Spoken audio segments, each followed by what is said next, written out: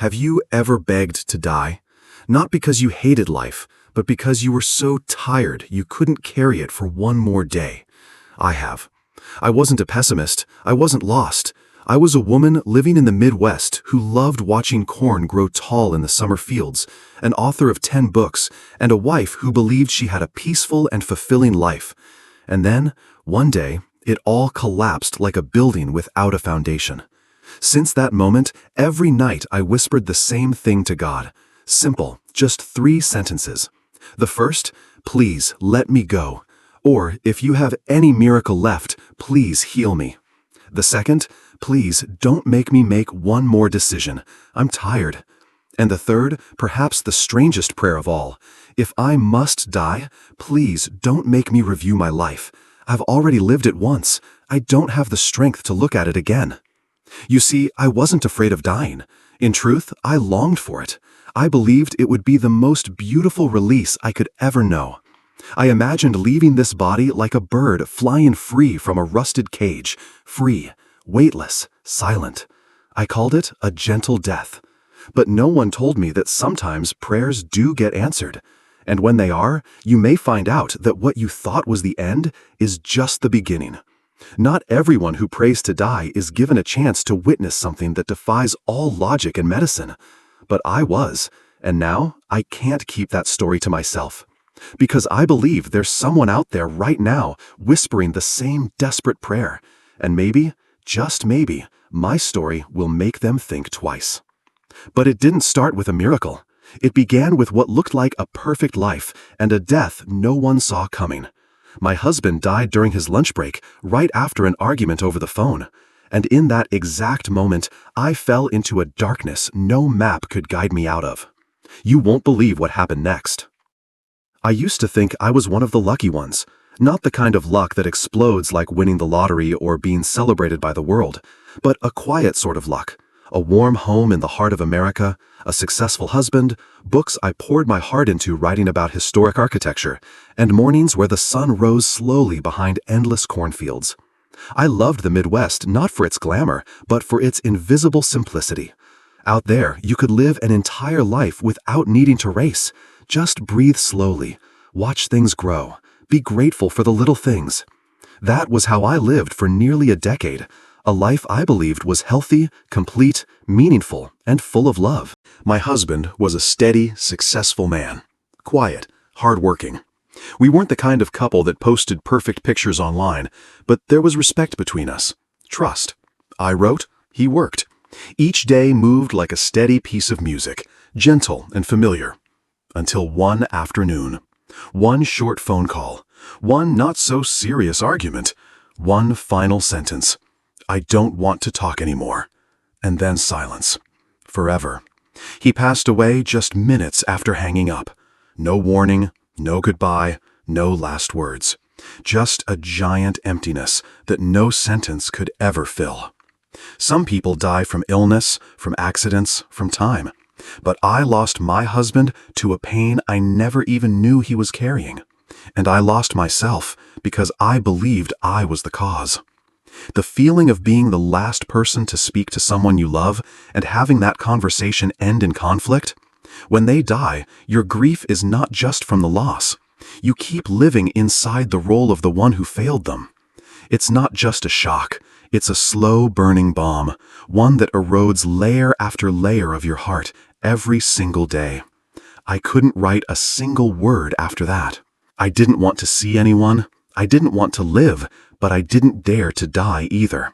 I just existed in the dark, in guilt, in questions that had no answers. And the worst part was, no one truly understood that.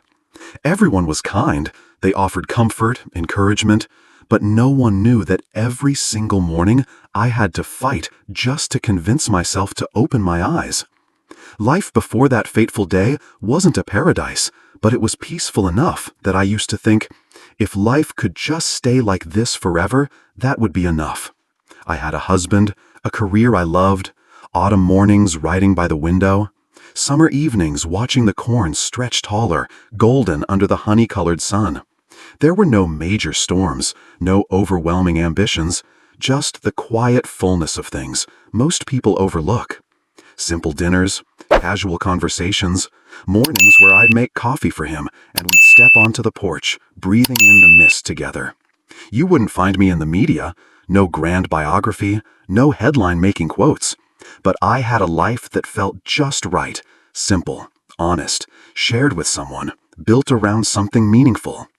I still remember that small study, filled with stacks of old manuscripts and an ancient typewriter that still worked after 20 years.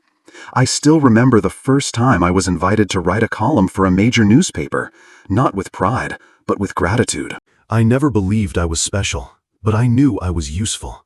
And deep down, I believed I was loved, especially by him, the man who never used fancy words, but always showed up when it mattered. He wasn't the kind to buy flowers, but he never missed an oil change. He didn't write love letters, but he always left his phone on when I traveled. I thought he was okay. I thought we were okay. I thought the road ahead would still hold seasons of golden corn and gentle sunrises. But it turns out, people can bury their pains so deep, even while living right beside you. And the truth is, the deepest pain I've ever known came from the one who once looked at me with the gentlest eyes. When he left, he didn't leave a single word, just a silence that's still echoing inside my chest. I once read somewhere that death isn't as frightening as being left behind without knowing why. Every day after that moment, I tried to retrace every tiny detail. I replayed that last phone call in my head hundreds of times. I asked myself over and over, I shouldn't have raised my voice. I should have asked more questions. Maybe I could have saved him. But do you know what the worst part is? No amount of should-haves will ever bring back the person you love. And when you're the last one who spoke to them, the last one who heard their voice before they chose to end their life, you don't just lose them, you lose yourself too. I lost all sense of direction. My emotions went numb. The things that once brought me joy became meaningless. Even writing, which had always been my haven, turned into a silent, barren place. I stopped writing. I stopped sharing. I stopped stepping out into the world as someone fully alive. I became a shadow, drifting through each day, carrying a heart full of questions no one could answer. And then I started to pray. Not because I believed God would rescue me, but because I had nothing left to say to anyone else. I started whispering into the night, if you see no more value in me, please just take me. Night after night, I repeated that same prayer, begging for release, begging for a quiet ending, begging to fall asleep and never wake up again. Back then, I didn't know those prayers were being heard. I still remember the day I closed my unfinished notebook and left it on the windowsill where I used to write. I still remember standing in front of the mirror, unable to recognize the woman staring back. And I remember with piercing clarity the first time I whispered to God, if you want me to go, then just take me. That was when I began to pray for death. But what I didn't know was that it was also the moment destiny began rewriting the story of my life with an entirely different ink. I lived like a ghost for 29 more months, and every night I prayed to leave this world. But God didn't take me right away. Instead, He sent something even harder, cancer. And that's when I began to understand that sometimes our deepest prayers are answered not with escape, but with a lesson. No one teaches you how to survive after the person you love takes their own life. No manual tells you what to do when they leave in the middle of an argument, in the middle of a lunch break, in the middle of a life that seemed like it was still moving forward. My husband died on a sunny afternoon. He came home like any other day, but this time he didn't return. I didn't know until someone called. No one gave me details, only that he had chosen to leave this world, right after hanging up the phone with me. We had just argued, nothing serious, but his voice that day was colder than usual. I remember every word, every sharp breath, every moment of that sudden silence when the line went dead. I thought I'd call him back. I thought he'd be home that evening. I thought it could still be fixed. But there was no callback, no evening left to sit and talk, nothing. Just a single, brutal truth.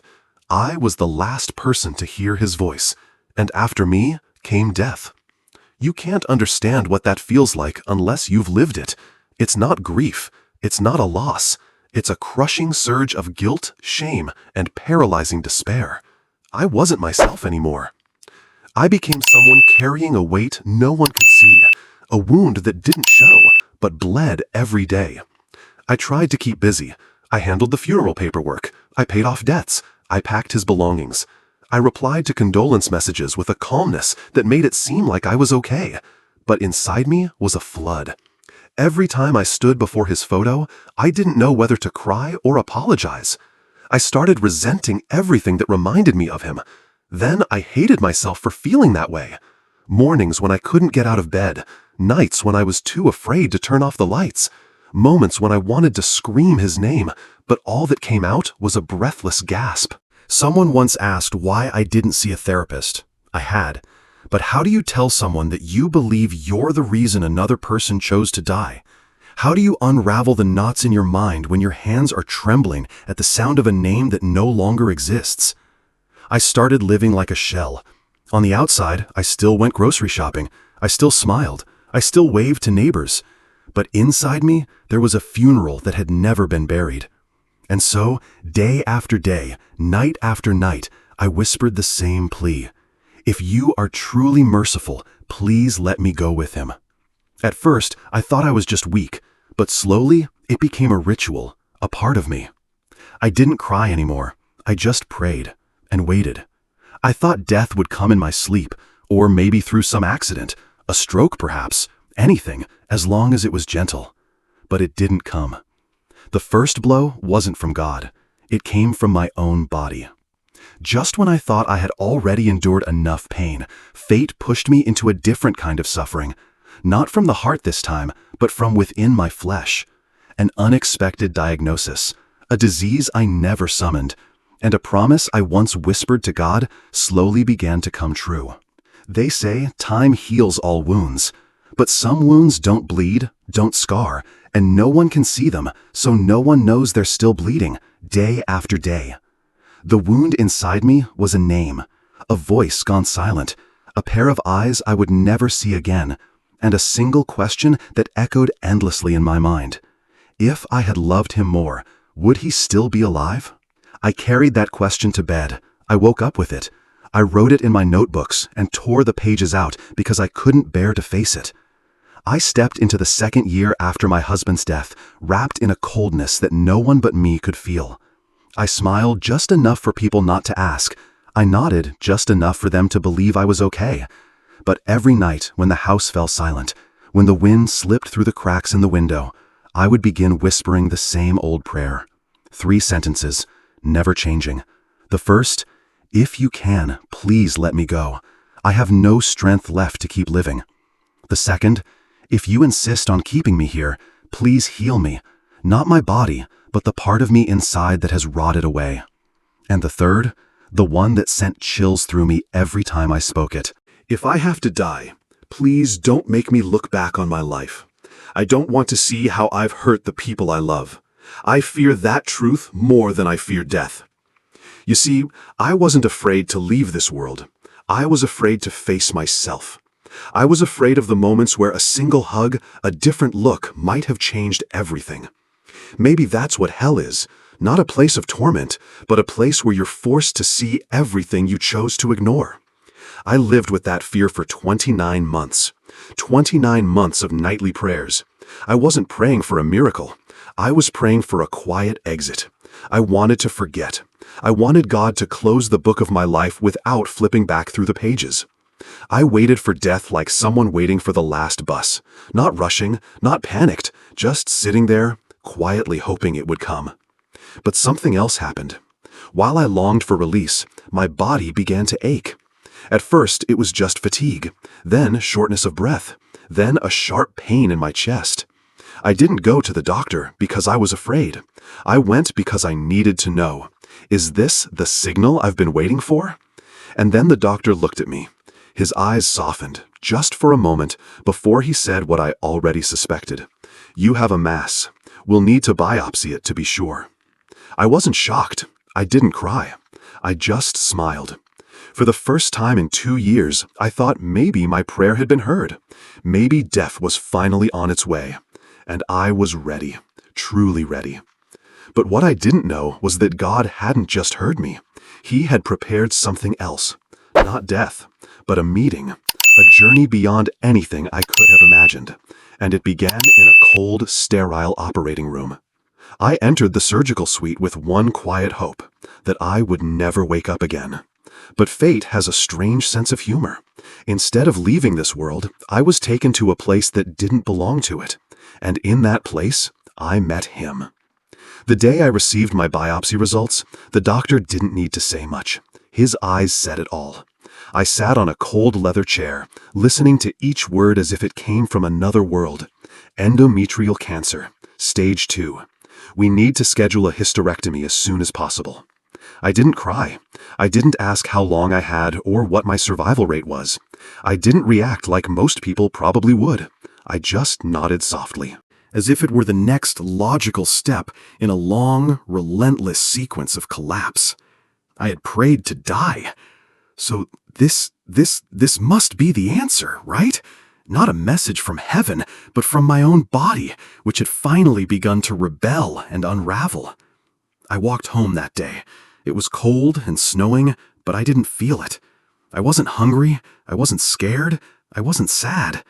There was only a strange feeling, as if something in me had finally been validated. At last, the pain had taken shape.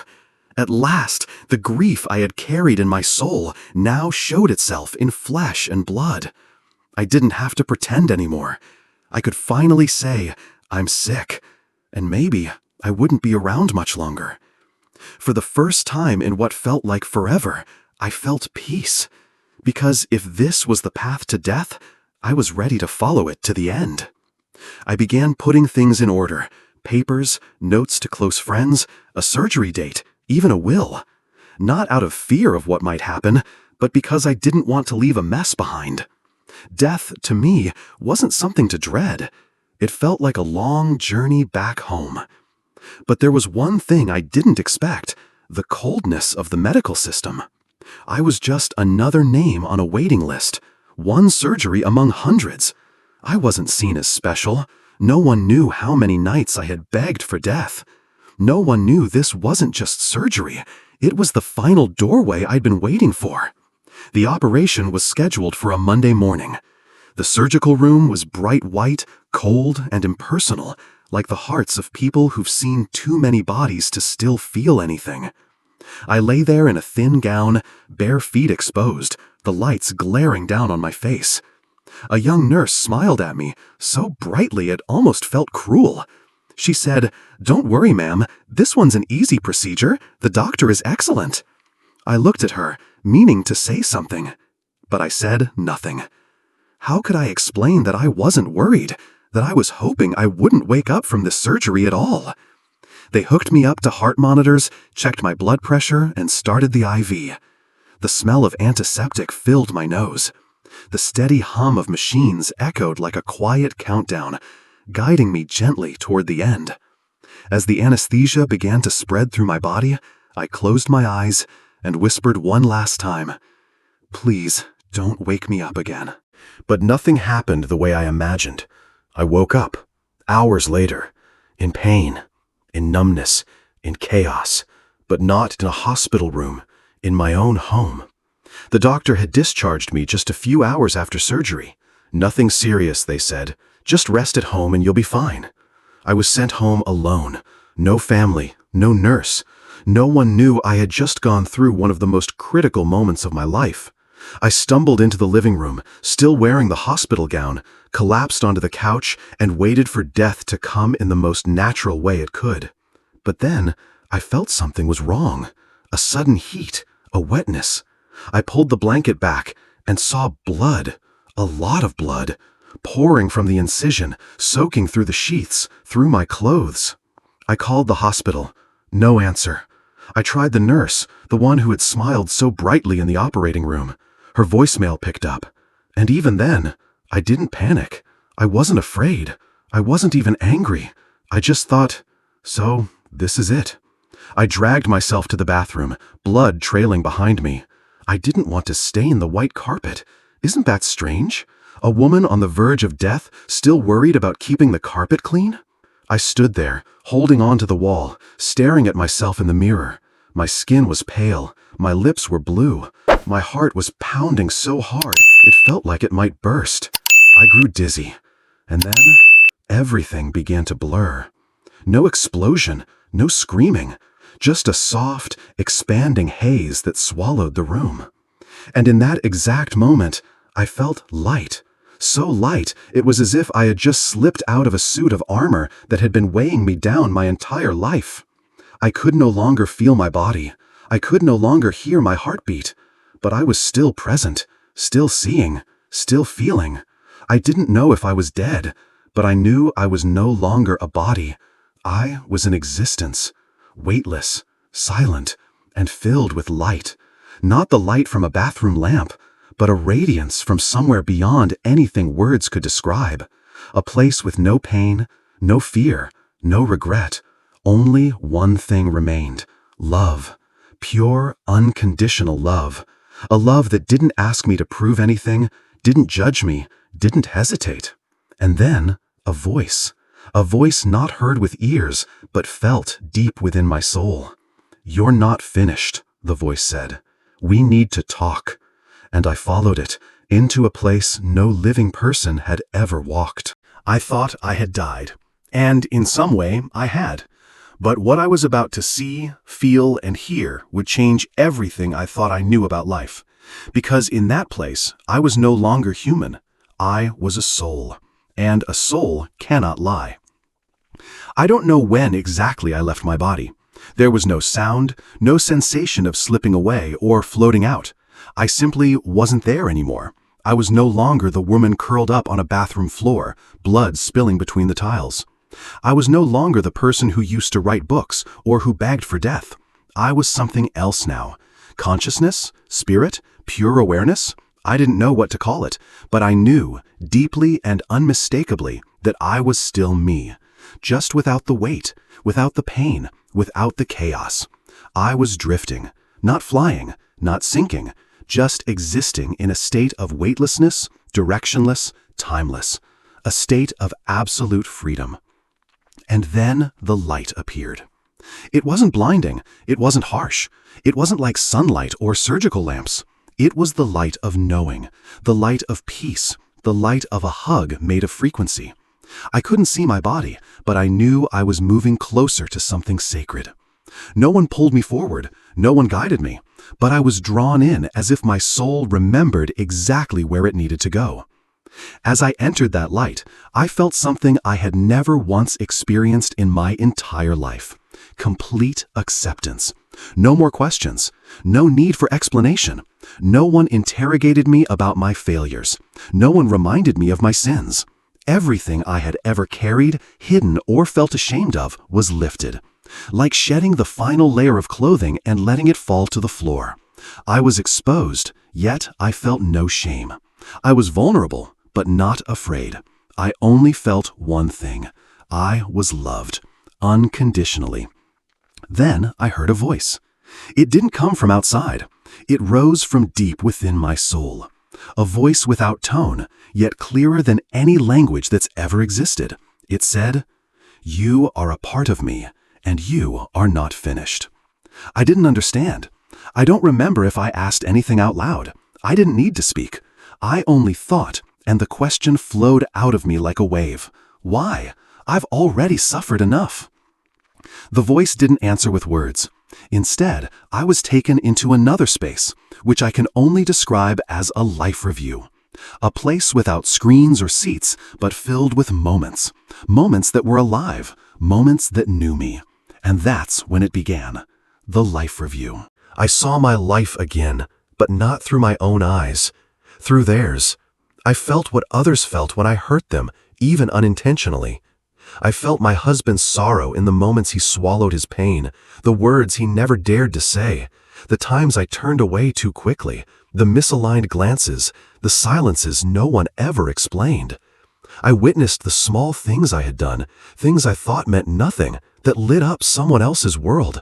A timely hug, an unsent letter, a simple question that ended up saving a soul on the verge of breaking. I cried, not with tears, but with a flood of regret and love rising together. I saw with piercing clarity, every action we take sends out ripples, and those ripples never vanish. Then I saw that day, the day everything changed. The final phone call, the argument, the last words I spoke to my husband were, but this time I heard it through his soul.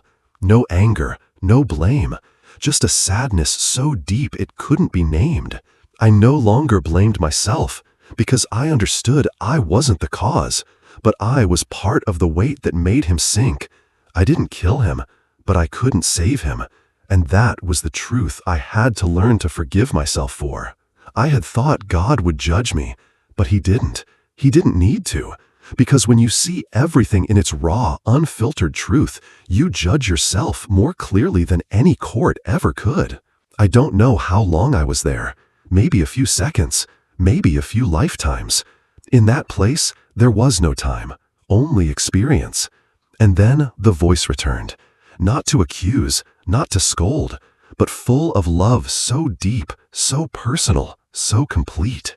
You have the right to choose, but if you go back, you will not return the same.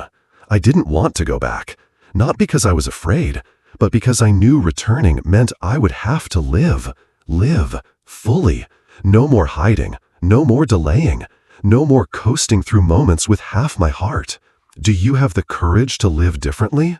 I had thought the most miraculous part of this near-death journey was touching that pure light, experiencing a forgiveness so deep it seemed to come from a being beyond even the word God. But I was wrong. That light wasn't the end.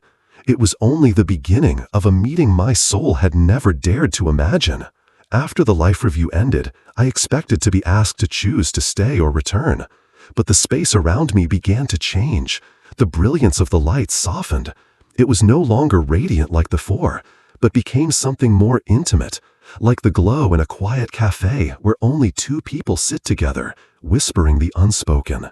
And I sensed someone was drawing near. There were no footsteps, no wind, no defined form. But the energy, I knew it instantly, like a scent I had carried in my memory, like a song I had heard 1,000 times, like my heart recognized it before my mind could catch up. It was him. Not him as in the man with brown hair and business suits, but him in the most essential, unfiltered sense, a being of presence, of essence, faceless, yet more familiar than the lines on my own hands. In this place there was no greeting, no tears, no blame, only the reunion of two souls who had once lost each other in pain, now reuniting in a love that no longer needed permission. I can't say he walked toward me. He didn't move. He appeared. And I felt wrapped in him, not by arms, but by memory, by connection, by something that had survived even death itself.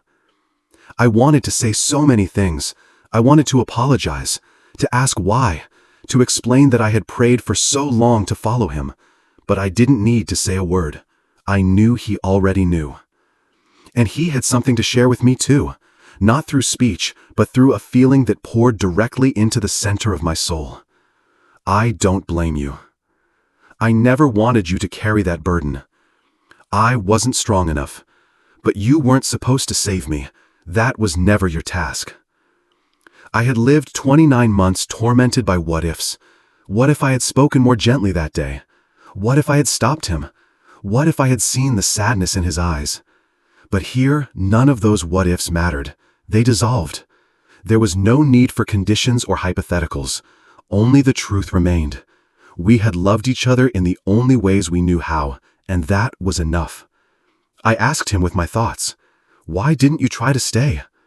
The answer came gently, like a whisper wrapped in peace.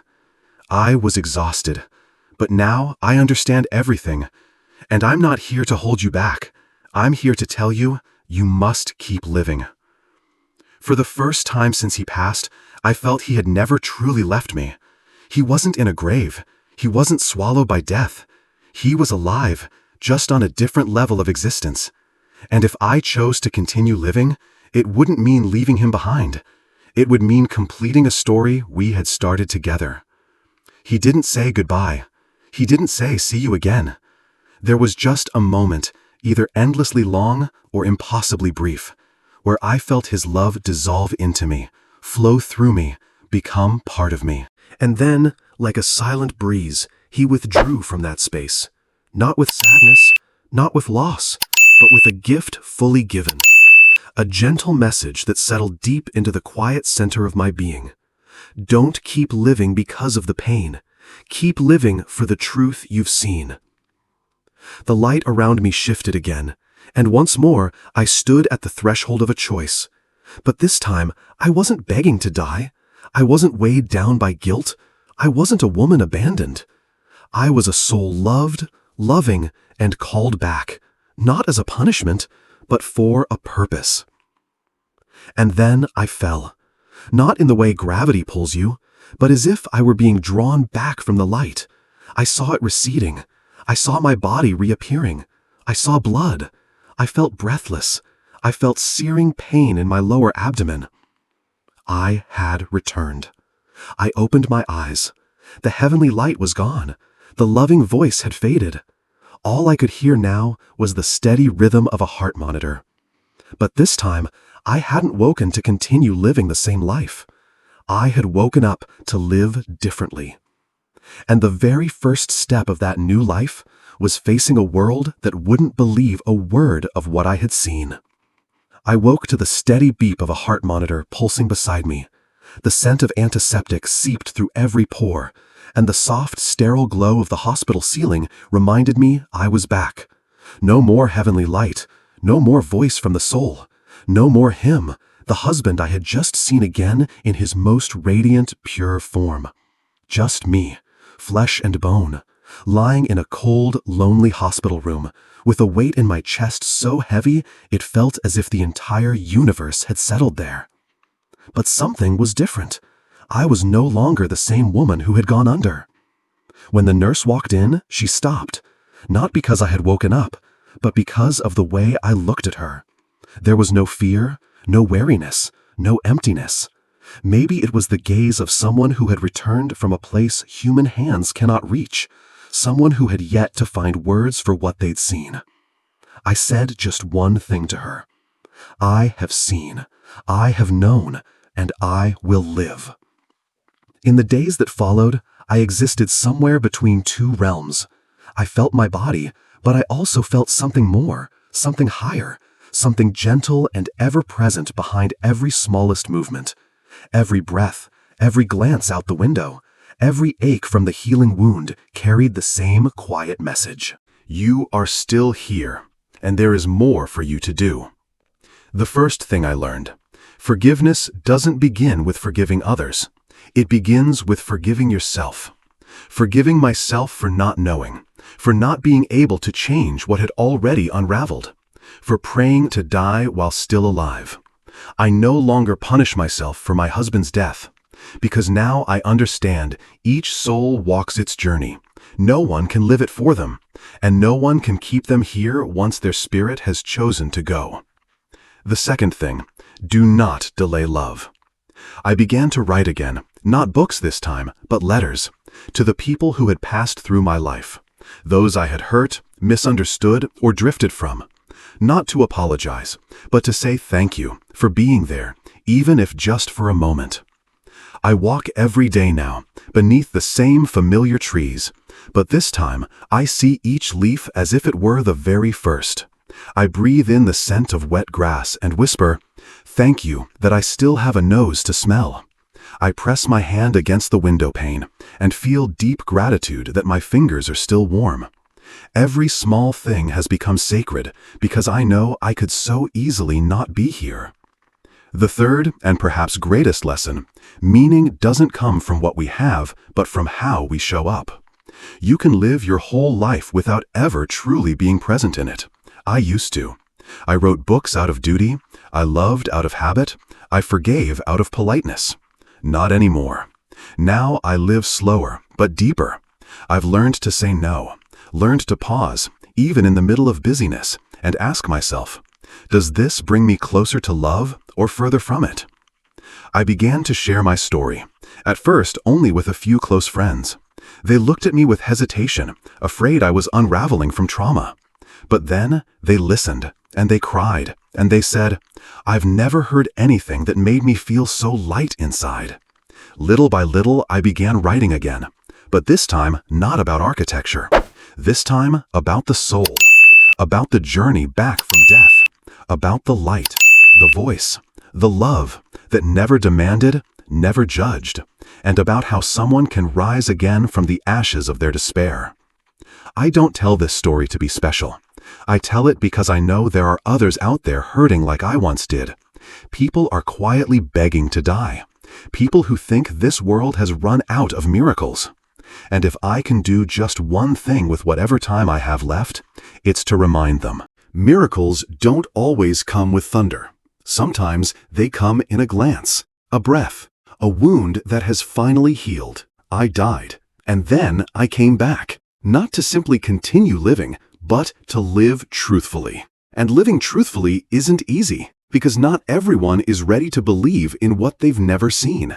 And when I began to share my near-death experience publicly, I started to face skeptical eyes, mocking words, and quiet souls who whispered, "I saw the light too." I don't tell this story to be believed.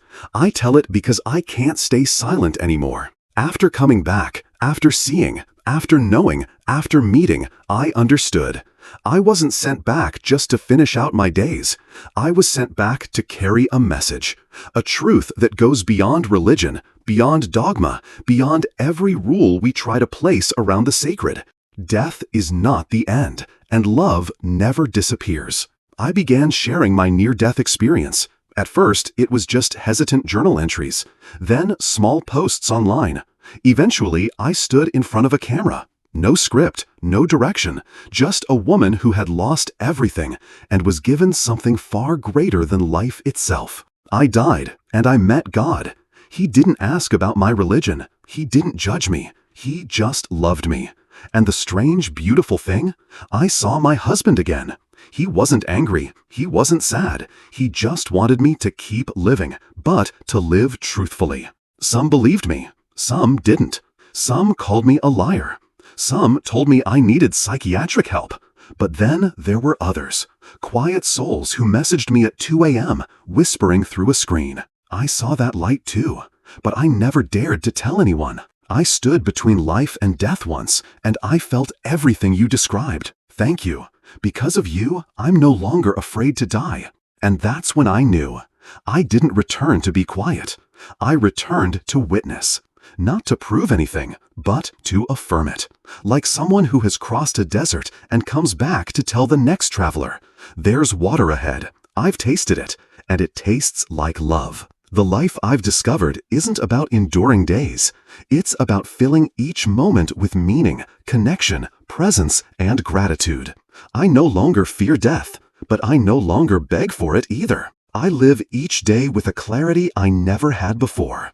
Every sunset, every first rain, every hug from an old friend, they're miracles now. And I've learned to forgive, not just people, but life itself.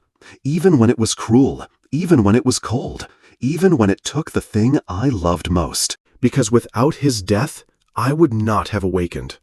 Without that illness, I would not have rerouted my journey. Without that fall, I never would have known I was already rising.